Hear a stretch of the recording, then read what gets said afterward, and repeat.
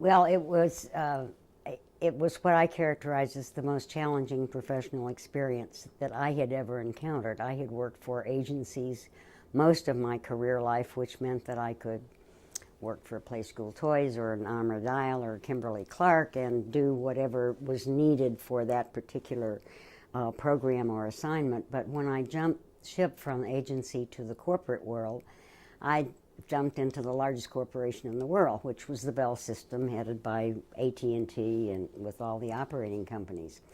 And one of the reasons that I came was because they had one of the best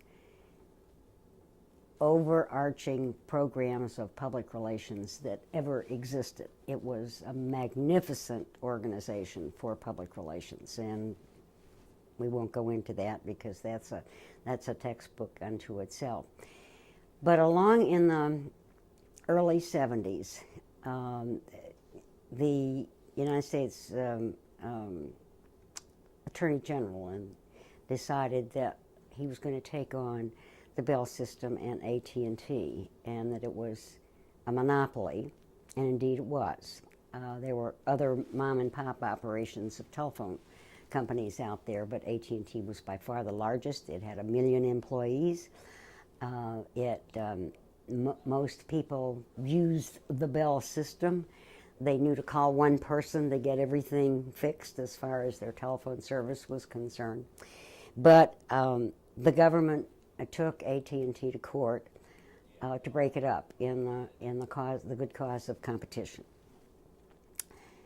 And there was a settlement of the case rather than the long drawn-out litigation that is so suffering for so many people. And the breakup of the Bell System meant that AT&T was going to divest itself of all its operating companies, which really came as a surprise to most business observers. They thought the breakup would occur in another way. In any case, we had a couple of years to break up the world's largest corporation and prepare it without a single misstep in the delivery of telecommunications service at the time, so that nothing got interrupted, and that was going to be a difficult operational problem. Even more difficult was going to be to break up the family of the Bell System.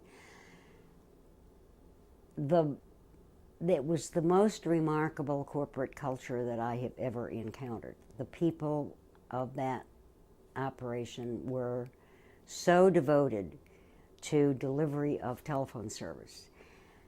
I'm sure they got up in the morning and, before they put their shirts on, there was a big sign that said service. I mean, that was the way they were born. They came out of high school, they joined the Bell System, or they came out of college and joined the Bell System. They were in it for life. And it was a calling to deliver telephone service in the United States. Their fathers had been in it, their mothers had been in the company. There was a true fraternity of people in mutual cause. To break that up, and it was like breaking up a family.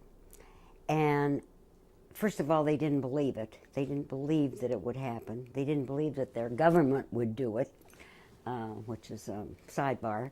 But they didn't see how it could happen in terms of delivery of service to the customer. So you had to, for literally 2 years, there were 2 levels of operation in the company. You had to prepare for the future, which meant you had to have a whole group of officers and managers who were preparing to take the company into a new company altogether, while another level of people were keeping things just as they always were. And that's a neat trick. It's an acrobatic stance.